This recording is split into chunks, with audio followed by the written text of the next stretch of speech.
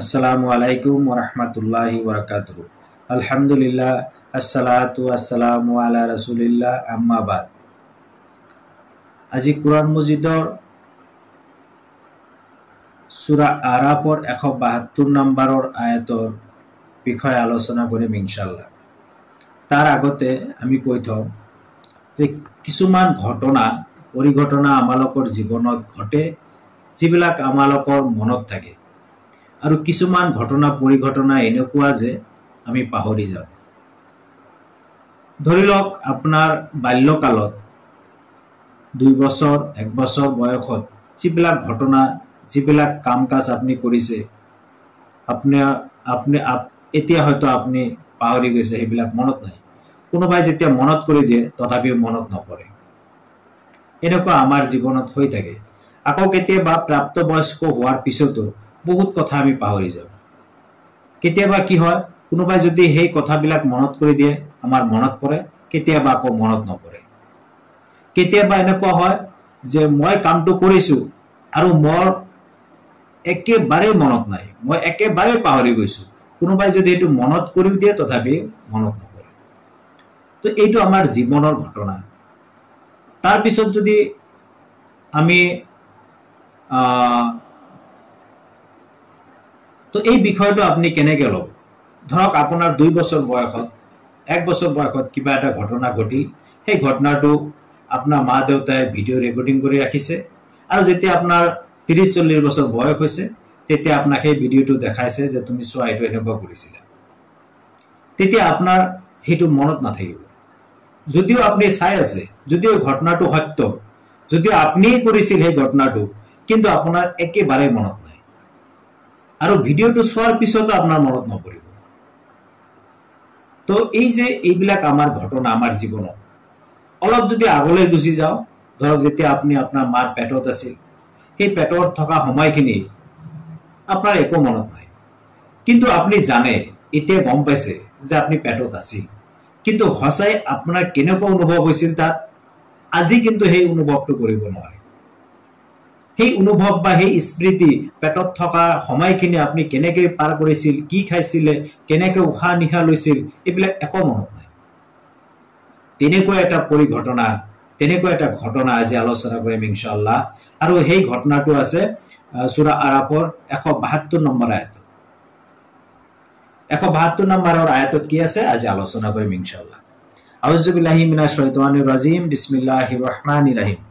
Wise আখাযা রাব্বুকা মিন বানি আদামা মিন জুহুরিহিম যুররিয়াতাহুম ওয়া আশাদাহুম আলা আনফুসিহিম আলাস্তু বিরাব্বিকুম ক্বালু বালা শাহিদনা আন তাকুলু ইয়াউমাল কিয়ামাতি ইন্না কুন্না আন হাজা গাফিলিন।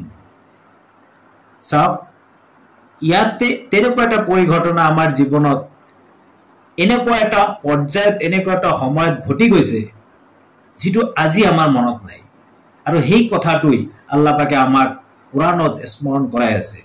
অৰ্থাৎ আল্লাহ পাকে কৈ আছে, ওয়াইজ আখাযা ৰাব্বুকা, আৰু যেতিয়া তোমাৰ ৰবে উলিয়াই আনিছিল, মিন বানি আদামা, বানি আদামা অৰ্থাৎ আদম সন্তানক যেতিয়া উলিয়াই আনিছিল, মিম জুহিৰিহিম, ক'ৰ পৰা? তাৰ পিঠিৰ পৰা বানি আদমক উলিয়াই আনিছিল। কি উলিয়াই আনিছিল? যুৰৰিয়াতাহুম অৰ্থাৎ তাৰ বংশধৰসকলক যেতিয়া উলিয়াই আনিছিল আল্লাহে, ওয়া আশহাদাহুম, আৰু সিহঁতৰ পৰা উলিয়াই আনি আৰু সিহঁতৰ পৰা সাক্ষী লৈছিল, আলা আনফুসিহিম, সিহঁতৰ নিজৰ সম্পৰ্কে আল্লাহে সাক্ষী লৈছিল, আলাস্তু, আৰু আল্লাহে কৈছিল মই নহওঁ নেকি, বিৰাব্বিকুম, তোমালোকৰ ৰব, তোমালোকৰ প্ৰতিপালক মই নহওঁ নেকি? কালু, তেতিয়া এই পিঠিৰ পৰা ওলাই আনা আদম সন্তানসকলে উত্তৰত কৈছিল, সিহঁতে কৈছিল, কালু বালা শাহাদনা, নিশ্চয় আমি সাক্ষ্য দিলো, আমি সাক্ষ্য থাকিলো যে আপুনি আমাৰ ৰব, আপুনি আমাৰ প্ৰতিপালক। তাৰ পিছত আল্লাহ কৈছে আন তাকুলু, আৰু এই সাক্ষ্যটো আল্লাহে কিয় লৈছে? এইভাবে যে সিহঁতে যাতে নকয় ইয়াউমাল কিয়ামাতি, কিয়ামতৰ দিনা যাতে সিহঁতে নকয় ইন্না কুন্না আন হাজা গাফিলিন, নিশ্চয় আমি কি আছিলো? অমনোযোগী আছিলো, আমি এইটো জনাই নাছিলো। এই যে আপুনি যে আমালোকক ওলাই আনিছে আদমৰ পিঠিৰ পৰা, আৰু আপুনি যে আমালোকৰ পৰা সাক্ষ্য লৈছে যে আপুনি আমাৰ ৰব, এই যে আমি সাক্ষ্য দিছো, এইটোৰ উদ্দেশ্য আল্লাহে কৈ আছে যাতে তোমালোকে কিয়ামতৰ দিনা আকৌ কব নোৱাৰা যে হে আল্লাহ আমিতো এইটো জনাই নাছিলো, আমিতো সেইটো পাহৰি গৈছিলো, আমিতো এইটো মনত নাছিল যে আমি যে সাক্ষ্য দিছিলো এইটো পাহৰি গৈছিলো। এইটো যাতে নকোৱা তাৰ কাৰণে আল্লাহে কোৰআনৰ এই আয়াত আমালোকক দি আকৌ আমালোকক স্মৰণ কৰাই আছে যে চাওক হে মানৱ সম্প্ৰদায়, হে আদমৰ সন্তান, তোমালোকে এদিন মোৰ লগত অংগীকাৰ কৰিছিলা, মোৰ লগত সাক্ষ্য দিছিলা যে আমি তোমালোকৰ ৰব। এই সাক্ষ্য আমি দি আহিছো, কিন্তু আজি আমাৰ পৃথিৱীত মনত নাই। আপুনি যিমান চেষ্টা কৰক, আপোনাৰ সেই দিনৰ ঘটনাটো যিদিনা আপুনি স্বীকাৰ কৰিছিল, সাক্ষ্য দিছিল যে আল্লাহেই একমাত্ৰ আমাৰ ৰব, সেই কথাটো আজি আপোনাৰ মনত নাই, পাহৰি গৈছে। যেনেকৈ আপোনাৰ সৰু কালত 1 বছৰ 6 মাহ বয়সত ঘটা ঘটনাবিলাক আপোনাৰ মনত নাই, কোনোবাই মনত কৰি দিলে আপোনাৰ মনত নপৰে। যেতিয়া আপোনাক ভিডিঅ' দেখা হ'ব, যেতিয়া কোৱা হ'ব এই সৰু বাচ্চাটো আপুনি, তেতিয়া আপুনি আৰু অবিশ্বাস কৰাৰ, আপুনি আৰু বাহানা দিয়াৰ, কোনো কৈফিয়ত দিয়াৰ কোনো উপায় নাথাকিব।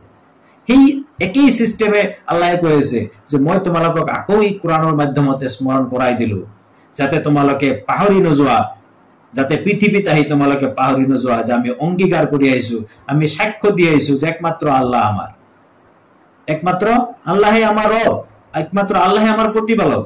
আৰু পৃথিৱীত আহি আমি কি কৰিছো?